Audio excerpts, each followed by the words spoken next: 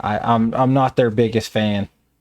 And DJ Academic is over there chilling with him too. But he's also on the more conservative side as well, because he sees a lot of this gang violence and stuff like that that's going on, and he's glad these people are getting locked up. These YSL people and stuff, you know, Young Thug, the people on the left side, they're so sad that he's locked up, and oh, protect black art and all this stuff. This man is tied to 50 murders, over 50 murders, and one of them is a cop. They even got him renting a car in which a murder was done in, and the person that was with him when he rented the car just ratted him out as well. So Young Thug is probably not getting out of jail anytime soon, and normally I wouldn't be happy about people going to jail, but you know, when you're tied to over 50 murders, you know, you probably should sit in there until it gets sorted out. So when it gets sorted out, you know, if your name's clear, stuff like that, then good. Then you can do a counter civil suit and make you a few $1,000,000. I'm sure you spent a year of your life that you didn't think you should be locked up. But, you know, that's kind of how it goes. But the way it's looking is that he really did this shit. He really is about this life. He thought himself to be a ball. I knew I didn't like him after they shot at Lil Wayne's tour bus. Because Lil Wayne, I mean, I think everybody can agree. Everybody likes Lil Wayne. He's brought white people and black people together. He's brought culture together. I mean, he's had some dirty lyrics and stuff, but all in all, I feel like he's been a good in a lot of ways compared to what it could have been. You know, he was part of Birdman and the big system and everything like that. But we seen while he was away, Birdman gave some money to this Young Thug guy, and we've seen the terror that can be raised with it, with just simply giving this man a bunch of money and influence. And so now you got a bunch of kids looking up to him, wanting to be like a Young Slime Life, all that stuff. And I'm in South Carolina. I ain't far away from Georgia, so if you want to come fucking murder me for my words, you're more than welcome to. Because I don't believe in this stuff. I don't think it's cool. I think gangs are a mixture of two things. They're, number one, they're a multi-level marketing scheme for drugs. It is what it is, right? It's a multi-level marketing scheme for drugs, but it's the best one because you have a product that's going to sell itself. You don't got to sit there and push whatever product you're selling, essential oils and stuff, and try to convince people why it's good. No, the people buying the product, they already want the product. So you have a multi-level marketing scheme, and everybody's getting it at a different price. And the way to make more money is to get more people hooked on it.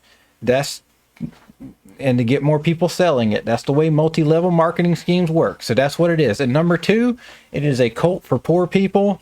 And it is that's affecting mostly the black community.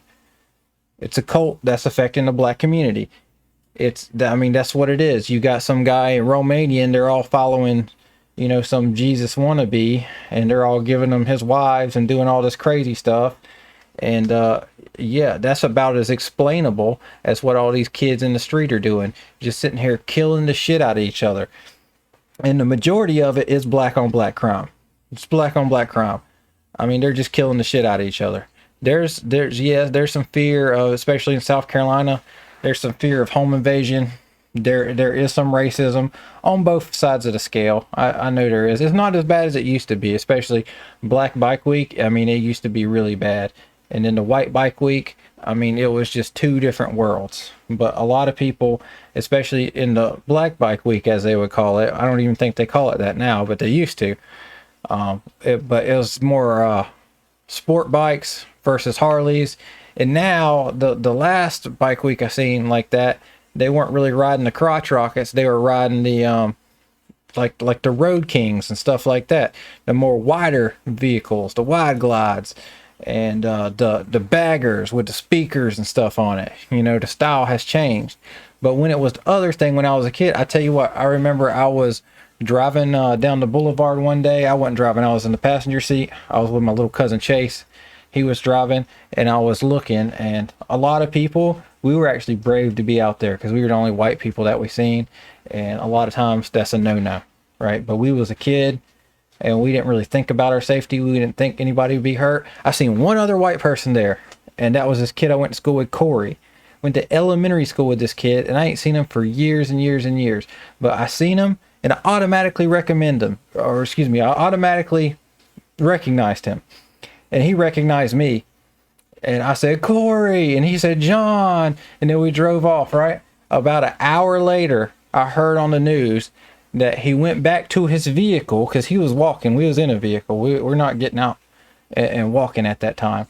And he asked somebody about the parking space that he was in. They shot him in the face. They shot him multiple times, as far as I know. I mean, you can find the story. I don't remember his last name, but what they did next was they did burnouts over his dead body. And a lot of them would, and that kind of traumatized me, because I was like, what? The only other white person I seen out there, aside from us in the vehicle, the only one walking, they fucking killed him. They killed him. Like, that's some savage shit, right? And a lot of the people who worked at the hotels, they would tell me stories about, they would throw beer bottles off the balconies on people. They would piss on people off the balconies. On the side of the road, you'd see them on the side of the road turned around having sex on their bikes on the side of the road. The other bike week comes, and you don't really see much like that. I mean, you see a little bit of stuff, but nothing to that degree. And I mean, it was just haunting as a child. It makes you afraid. And I mean, I'm not, if I'm lying, I'm dying. If I'm lying, I'm dying.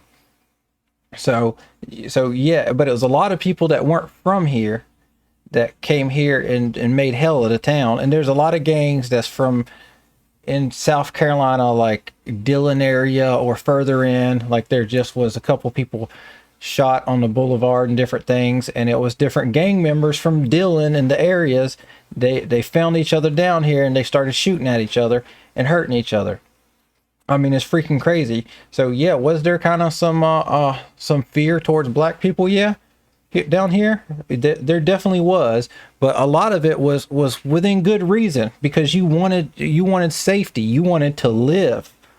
And now, in the opposite, I mean, there's a lot of black people that feared for white people in the same way.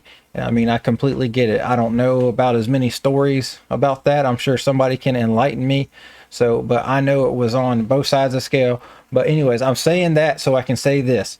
Now, these past few years, it's been a lot better. There hasn't been none of that.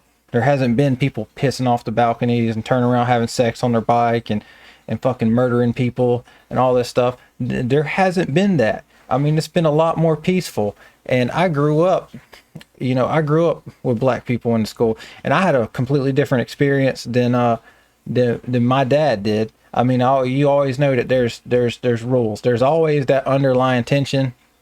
But my dad had a different experience. There was a Conway Middle and there was Whittemore Park Middle, and he was one of the first people to integrate. So some of the black kids had to go to the all-white school, and those black kids that went to the all-white school, they were treated very badly. But some of the white kids that had to go to the all-black school, those kids went to the all-black school and they were treated very badly. Well, my dad, he was one of the first ones. And he had to integrate over there, and he said it was a fight for his life every day. Said he had to fight all the time, right? But this never made the man racist. Never made him racist. One of his best friends is like a black Jamaican guy.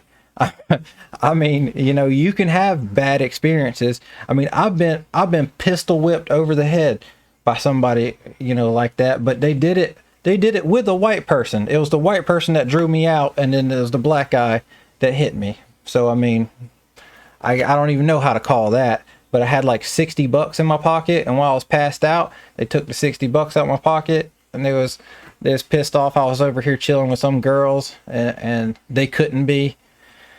And like, I came through, I was kind of flashy at that time. I was doing a lot of stuff I wasn't supposed to do, and I was kind of proud of it and trying to show my success. But I mean, that felt like a whole nother lifetime ago. I was in my early 20s when all this stuff happened. I'm about to be 36. So all this feels like another lifetime. I feel like my head still hurts from it. I actually, because of that incident, I couldn't really, I don't know, I just didn't have my balance and stuff right, and I actually went into a ditch trying to avoid hitting a car like a couple days later in a Tahoe, and that crap sucked. I was sideways in the ditch, but I was on the driver's side, and the passenger side was on the ground, you know. And so, but I had my seatbelt on, so I was still stuck in the air. But the moment I took my seatbelt off, bam, I hit the other side.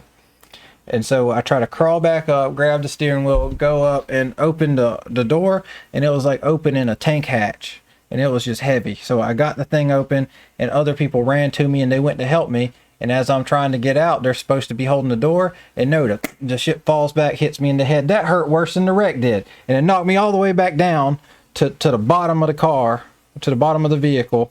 And then I had to climb back out again, but this time when my head hurting really bad. So I mean, I've had some crazy experiences, and yeah, I mean, is there some racism that? Yeah, there still is. I have a job now to where I give people jobs, and I'm very polite to people. I say yes sir, no sir, yes ma'am, no ma'am, and I'm very considerate towards people, and I don't ever lose my cool with anybody ever. I stay as professional as possible. And I sent this guy to this hotel. And I got the messages. Maybe I'll bring out the messages one day, because this lady screenshots the messages after he's been there for a couple weeks. And she asks him about something, and he's been sitting in the car for a while and comes back in smelling like weed and stuff. And they're trying to be so nice to this guy. And then he starts cussing the lady out in text. And mind you, this is a lady. This is a lady. She said nothing bad to him, and he starts calling her every name in the book. Well, not every name, but I mean, I'll show the text here one day. But he says all this stuff to the lady. So I start texting him. I'm like, yo, why are you talking to women like that? And then he starts cussing me out, and I'm like, yeah, I've done nothing but try to be nice to you, get you a job. And he's like, man, you call this helping me? This job's only paying this, and blah blah blah. You're not the only person that can help me. I'm like, I'm not saying I can. Okay, all right. Well, God bless. You have a wonderful day. Just I can't work with you anymore. I mean, I can't hire people that's gonna act like that. I just can't do it. And so the guy hits me back up about a week later, asked me if hey, do I have another check coming? And which he knows he don't. I mean, he's already got paid for the last time that he was there. He should already know, unless he's paying that little attention, which I feel like he might be. And I told him, no sir, you've done been paid for the last one. Very, very nice to him. And then he writes me back the next day, and he's like, bitch ass cracker. So I mean, he says a lot of stuff. I mean, if I say something like that to people in the other on the other side, if I say something racist like that, I mean, it's people's gonna want that to be my ass. Well, I have no business saying something like that, but they can say it. You know, it's not quite fair, but I don't hold it against people, because most people don't do that. Well, I also had somebody that was this black lady that was very, very mad at me. I was going to look at her paperwork, and I normally have Samantha, my assistant. My assistant normally looks at the paperwork, but she was already in there with somebody, so I figured I would save this girl some time, and I would just come out and look for it in a second and just go a little above and beyond. And I asked this lady to see her paperwork, and then there's some things that weren't signed and stuff, and then she was trying to like fight me over it, you know, just like, oh, I ain't signed this, blah blah. I'm like, well, you know, this is the paperwork that we have to sign to get you a job. And then she was blah blah, why you treating me like this? And I'm being as nice as can be. And she says that I was mean to her last time 2 years ago, and I don't remember this lady. And plus, she was wearing a mask, so I mean, I really didn't. She's a small, younger lady, but I mean, she was really angry. And she said, and then she started yelling, almost looked like she was crying, saying last time I sent her to somewhere that beat her with a stick, where people were beating her with sticks. And my first thought is I would never send somebody somewhere where you're gonna get beat with sticks. Like, what the hell kind of shit is that? I've never even heard of such. If that happened to somebody, I feel like I would have known about it. I feel like somebody would have told me, but nobody. That's the first I heard of it there. And then you know, she starts cussing me out and all this stuff, and she's like, F you, I'm just gonna have her look at it. And I'm like, no, you don't understand. That is my assistant, right? She's not gonna give you a job if I'm not giving you a job. Because at that point, somebody that can't control their emotions like that, I can't send them to my client to make my client feel that same way. There's no way I can do that. That just wouldn't be a responsible thing to do. No matter who the person is, no matter their race, sex, anything. I mean, you just have to control yourself, and you can't act like that at all. And so she still stays there and waits, and I'm like, okay. And then Samantha gets done with the other lady, and I said, hey, Samantha, I done told this young lady I'm not going to hire her, but she would like you to look over her paperwork. If you could please look over her paperwork, that would be great. Because if I didn't tell her to do that, then Samantha wouldn't even have looked at the paperwork. So I was just telling her, just go ahead and look at it, make the girl happy. Okay. Well, about that time, the lady picked up all the papers in the hallway, came in the room, and now I have another girl in there with me, and she comes throwing all the paper at me, trying to throw a bunch of stuff at me, and everything goes like whizzing by my head, and everything misses me. I thought that was kind of crazy, but that's beside the point. But it's just a lot of people that can't control their anger. There's a lot of people that's like mad at white people. I mean, I'm serious. But there's a lot of white people that don't treat black people good as well. Especially in the older generation, a lot of the older white people down here, they don't treat people the way that they should be treated, and they say things behind people's back, and it's not very nice. It's not nice at all.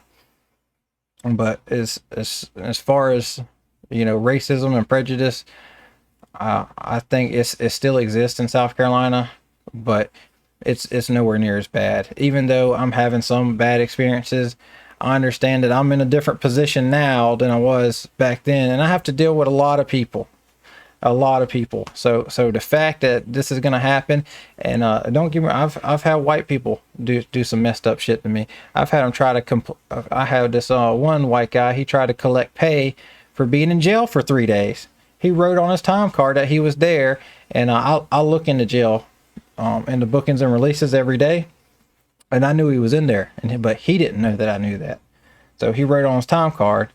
And I'm like, well, what is this? Are you sure you worked that time? Because I didn't tell him yet. I'm just like, are you sure? And I'm like, I want you to think about it really hard. Are you sure that you worked this time? And he said, oh yeah. I'm like, well, that's hard to believe, because you went into jail this time on this day, and you came out of jail this time 2 days later. And then he's like, oh well, I just overlooked. I forgot about that. That's not something you're going to forget about, because it wasn't but the week prior. So you're not going to forget about that. But I get young people treating me crappy all the time. They deny responsibility.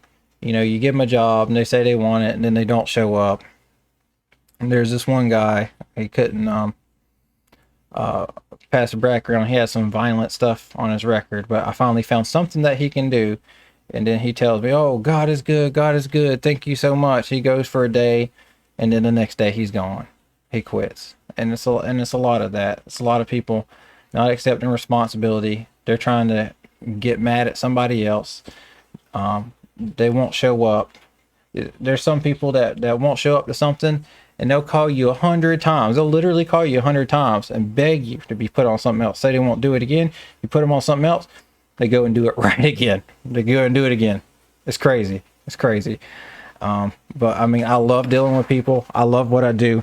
I love giving people jobs. I feel like I'm good at it. I have clients that we work with that really believe in us. They believe in our mission and what we're doing, and they feel that I can give them the quality people that they need, and that's what I intend to do. I want to put people to work. Some people come to us and they act like, we're the unemployment office. I've had that before, saying that I have to give them a job and all this stuff.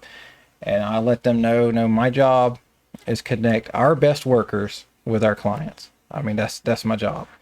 And if you're not going to do what you're supposed to, if we done gave you chance after chance and you're still not working out, I mean, maybe come back in a year or so and we'll try something again. I don't hold grudges, and I'm going to try to help you out the best I can. But I mean, I can't put the job. Okay. So if I send somebody to work repeatedly to these companies, and they just doing all sorts of crazy stuff, showing up to work drunk, and just not showing up at all, doing all this crazy stuff. If I do that, then I'm going to lose that client. And if I lose that client, then you not only lost a job for yourself, you lost a job for a lot of other people in the future. There's a lot of other future people that's not going to have a job now because of you. And so I got to think about that. And sometimes I got to get rid of one to save 20, because I want to make sure everybody else gets jobs. And I would be completely irresponsible if I was to let you lose that for them. It's happened before. I've seen it happen before, especially whenever I first got in the job, and the people that were in my job beforehand. And I came in as an intern at one point, and I seen what the guy did before me, and some of the stuff, it wasn't pretty. There's one place in particular I clearly remember them losing, because they sent somebody to work, and he'd go down. The guy would go down there and clock in at nighttime, go to his car, go to sleep, and then come back in and clock out. Try to get paid for that time while he's sleeping in his car. For what reason, I don't know, but it lost the whole account, and that was tons of people who never got an opportunity to work. But we ended up getting that company back, and I'm very thankful for it. I'm very thankful for our clients and what we do. Even the people who treat me bad, I'm gonna tell you this, I just want to pray for them. I really, really sincerely wish success on their life. I hope that they get their stuff together. I hope that they become better people. And I hope that they take responsibility for their actions, because I want them to be happy.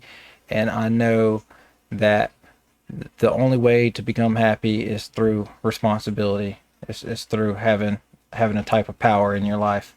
And that only comes from consistently trying to do the right thing and making the right moves and being an honorable person. So that's what I want for everyone. I want success for everybody. I try to be a Christian, but I feel like that title is not something you give to yourself. You know, it's something more that's observed, and it's something more. I can call myself a Christian all day long, but if everybody watching or everybody that I interact with, they don't think so, then I mean, what's it matter what I call myself? Because the people around me don't respect me or respect the title. You know, it's not something you can self-identify as. Let's put it like that. But I'm not gonna say I don't try, and I'm not gonna say I don't have my flaws, because I do. I have a lot of them. But at the end of the day, we all got our flaws, and we're all on this planet, and we're not here for very long. A lot of people have not realized that yet, and that's another difference between the left and the right. A lot of the right understands that time is limited. We're only here for a while.